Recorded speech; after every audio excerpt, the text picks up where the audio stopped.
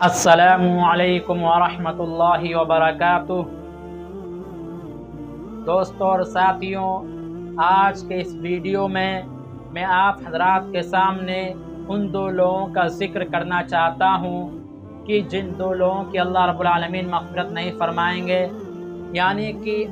آپ نے بھی اور میں نے بھی شب برات کا نام سنا ہے، اور شب برات کس کو کہتے ہیں کہ شب برات شعبان المعظم کی 15ویں رات کو شب برات کہا جاتا ہے، اور یہ رات ایسی ہوتی ہے کہ اس رات میں اللہ رب العالمین اپنی رحمت کی ہوائیں چلاتے ہیں، یعنی کہ اللہ رب العالمین کی رحمت کی ہوائیں چلتی ہیں، اللہ رب العالمین کی مغفرت کی ہوائیں چلتی ہیں، اللہ رب العالمین کی بخشش کی ہوائیں چلتی ہیں۔ لیکن افسوس ہے ایسے دو مسلمانوں کے لیے کہ جو اس بابرکت رات میں، اس متبرک رات میں، اس رات میں کہ جس میں اللہ رب العالمین کی خاص رحمت اس کے بندوں کی طرف متوجہ ہوتی ہے، کچھ بد نصیب لوگ ایسے ہوتے ہیں کہ جو اس رات میں بھی اللہ کی رحمت سے محروم ہو جاتے ہیں، اور اللہ رب العالمین کی رحمت سے دور دور تک ان کا کوئی واسطہ نہیں ہوتا ہے۔ دوستوں اور ساتھیوں، میں یہ چاہوں گا کہ اللہ رب العالمین ان دو گناہوں سے ہماری حفاظت فرمائے، اور وہ دو لوگ کہ جن کی اس رات میں مغفرت نہیں ہوتی ہے، اللہ رب العالمین ان دو لوگوں سے ہماری بھی حفاظت فرمائے۔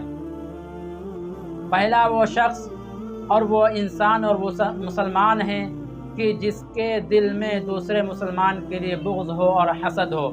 یعنی جس مسلمان کے اندر بھی کسی دوسرے مسلمان کے لیے بغض ہوگا، کینہ ہوگا، حسد ہوگا، جلن ہوگی، اللہ رب العالمین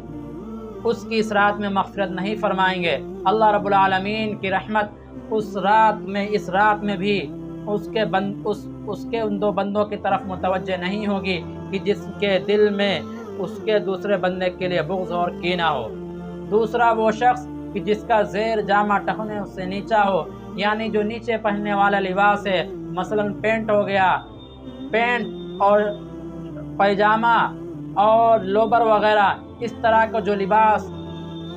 کمر کے نیچے پہنا جاتا ہے، اللہ کے نبی کا فرمان ہے کہ اگر کسی کا یہ کپڑا ٹخنوں سے نیچے ہوگا تو اللہ رب العالمین اس کی بھی اس رات میں مغفرت نہیں فرمائیں گے۔